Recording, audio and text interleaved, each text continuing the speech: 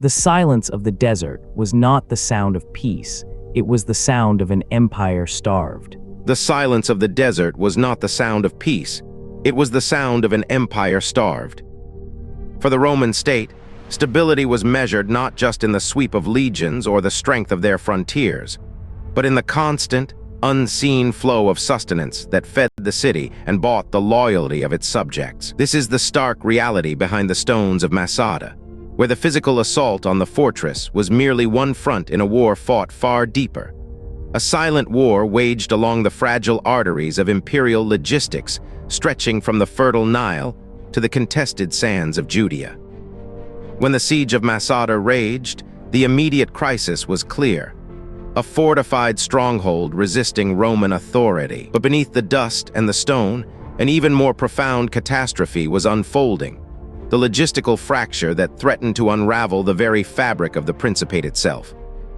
The soldiers facing the walls knew the weight of their spears. Yet, the administrators in Rome were grappling with a far more insidious enemy: grain convoys delayed, stores depleted, and the systemic failure of the Annona *. To understand the Roman response, one must first trace this intricate dependency. Rome did not produce enough grain for its vast needs. It was a perpetual importer, relying almost entirely on the highly structured system designed to feed the world. This supply chain was an intricate web anchored by the immense productivity and stability of Egypt and North Africa. Grain, particularly wheat and barley, was not simply food. It was the literal lifeblood of the Roman economy. It fueled the legions stationed at the frontiers, subsidized the urban populace through state distributions known as the dole, and underpinned the political legitimacy that sustained the emperor in Rome. This monumental structure demanded meticulous organization on an unprecedented scale. It required massive fleets navigating treacherous seas, secure harbors guarded by disciplined garrisons, meticulously managed provincial granaries acting as vital buffers against famine, and highly disciplined military escorts protecting every shipment. This logistical network was not a passive route. It was the circulatory system of the empire, pumping lifeblood across continents. Any disruption to this flow was never merely a localized shortage. It was an act of systemic destabilization aimed directly at the heart of Roman authority. The scale of the operation involved moving grain over staggering distances. Grain traveled by sea, burdened by tariffs imposed by various intermediaries, exposed to the unpredictable risks of piracy along the Red Sea, and subject to the volatile nature of regional politics in Alexandria or the ports of North Africa. Every delay in Alexandria, every blockade at a strategic harbor, or any disruption along these maritime routes meant that reserves allocated for legions stationed on the eastern frontier, or even those earmarked to stabilize volatile provinces facing unrest, instantly became liabilities rather than assets. During periods of intense military conflict, such as the widespread Jewish revolt against Roman rule, peripheral regions transformed into precarious choke points. Localized resistance, border skirmishes with desperate militias, and the sheer necessity of securing newly contested territories meant that established trade routes were frequently commandeered, harassed by local forces, or simply abandoned due to the immense risk associated with operating within unstable zones. This divergence in priorities created a destructive cascade effect across the entire imperial structure. Resources intended for strategic long-term security, the vital provisions necessary to feed the legions required to maintain Roman authority and project military might, were inevitably diverted. They were consumed by immediate, localized struggles, or dragged into the desperate demands of besieged populations caught in conflict zones. The logistical chain effectively fractured under this pressure, creating a dangerous imbalance where immediate survival for the few trumped the grand strategy of imperial control. The impact of this fracture was felt acutely in the heartland. When the flow of sustenance faltered, urban centers faced acute scarcity far beyond mere hunger. This was not just a matter of empty stomachs. It represented the catastrophic breakdown of the social contract. The reliable system of the *Annona* when rendered unreliable by war and logistical failure, ceased to be a guarantor of peace and prosperity. It began to morph into a potent tool for political manipulation, fueling resentment against the distant authority in Rome. Grain shortages translated directly into civil unrest, peasant uprisings, and a profound erosion of faith in the central government's ability to protect its citizens.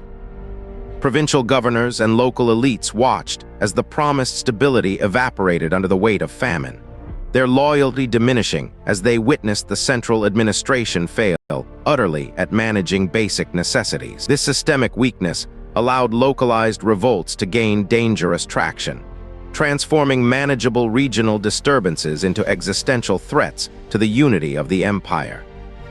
The logistical collapse during periods like the Siege of Masada served as a brutal case study. Even an empire built upon unimaginable military might is fundamentally dependent on its ability to feed and govern. The failure in the supply chain was not merely a matter of empty silos. It was a direct input into political entropy, actively accelerating the decay of imperial authority from within. Historians often focus intensely on battle formations, treaty terms, and the grand pronouncements of emperors. But the silent catastrophe unfolding along starved supply lines reveals a deeper, more unforgiving truth. Empire is sustained not solely by steel and strategy, but by logistics.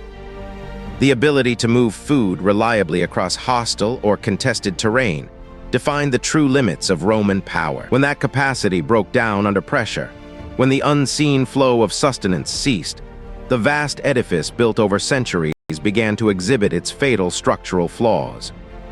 The ghosts of those unconsumed grains continue to inform our understanding of imperial fragility, a constant, harrowing reminder that the most formidable walls can crumble not solely from external assault, but from the slow, agonizing starvation of the internal structure. The empire did not fall just because of external enemies.